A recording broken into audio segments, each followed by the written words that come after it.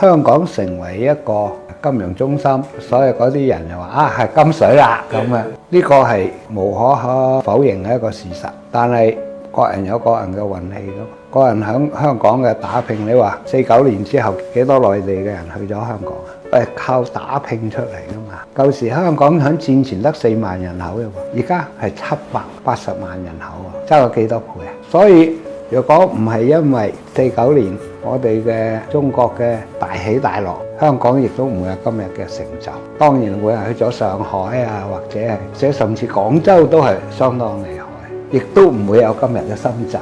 我話俾你聽，係咪咁講啊？即係呢啲嘢咧係一環扣一環。